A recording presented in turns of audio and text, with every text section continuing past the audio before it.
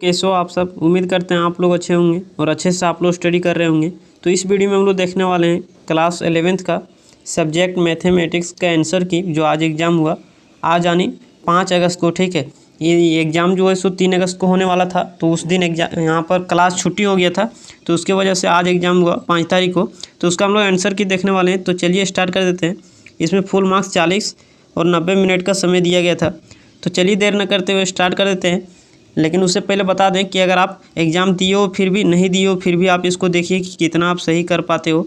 और हाँ, अगर आपको पीडीएफ चाहिए तो आप टेलीग्राम ग्रुप में जुड़ जाइएगा। टेलीग्राम ग्रुप का लिंक आपको डिस्क्रिप्शन में मिल जाएगा,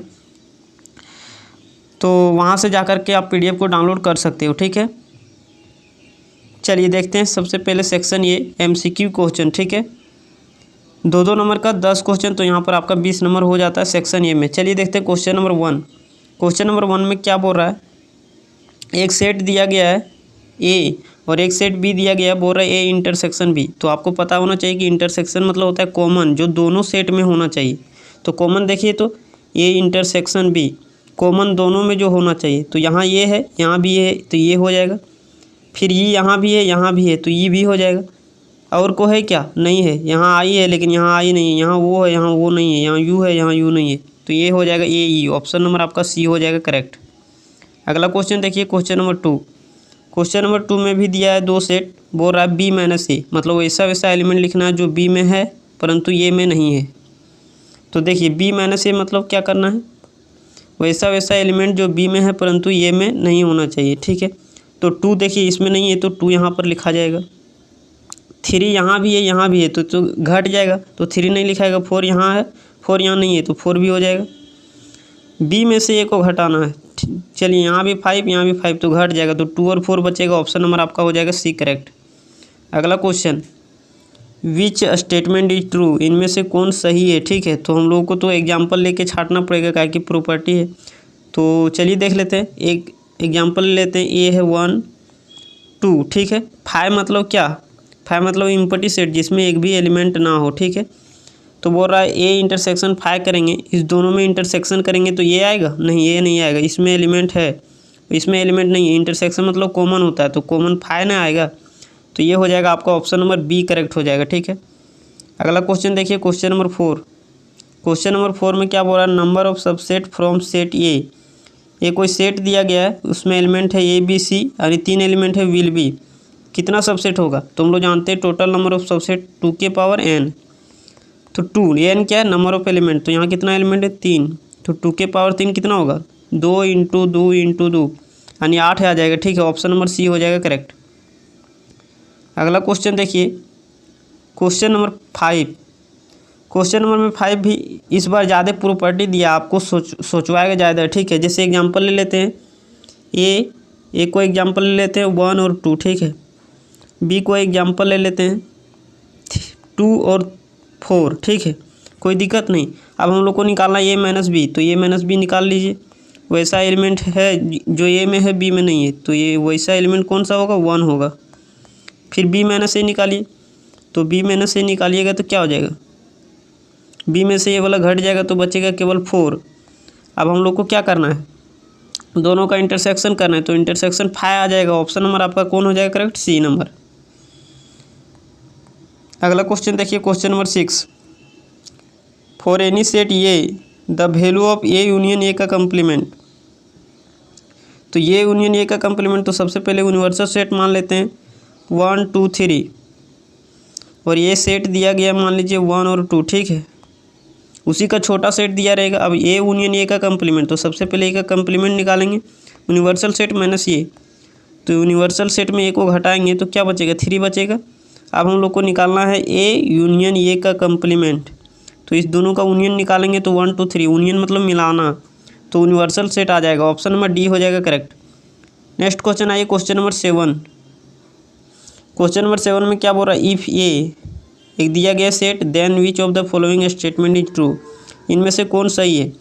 तो अगर इस सेट के अंदर से अगर हम एक एलिमेंट को निकाल के लिखेंगे तो वो हो जाएगा बिलोंग्स टू, लेकिन एलिमेंट के बाहर अगर करली लगा देंगे तो वो बिलोंग्स टू नहीं होगा, वो सब सेट हो जाएगा। ठीक है, तो देखिए क्या 3,4 जो सबसेट है, नहीं, ये अपने आप में यहाँ पर क्या है, अपने आप में एक प्रकार का एलिमेंट है, तो यहाँ इस प्रकार से लिखा जाना चाहिए 3,4 बिलोंग्स टू ए, जबकि यहाँ पर क्या है, इसके बाहर से अगर करली लगा देते तब ये सबसेट ए का होता। ठीक है, 1 बिलोंग्स टू ए, तो 1 के बाहर करली लगा दिया तो ये तो होगा नहीं।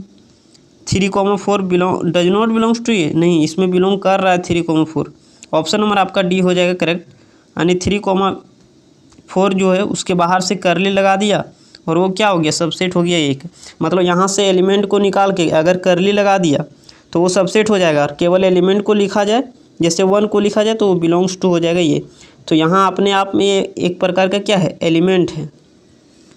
हाँ, भले ये बड़ा ब्रैकेट के नज़र में क्या है, तो ये एलिमेंट है, बाकी अपने आप में ये क्या है, एक प्रकार का सेट है। ठीक है, अगला क्वेश्चन देखिए, question number 8, which of the following is an empty set. तो एम्प्टी सेट इनमें से कौन है, तो ऑप्शन नंबर क्या हो जाएगा, डी, यानी 5।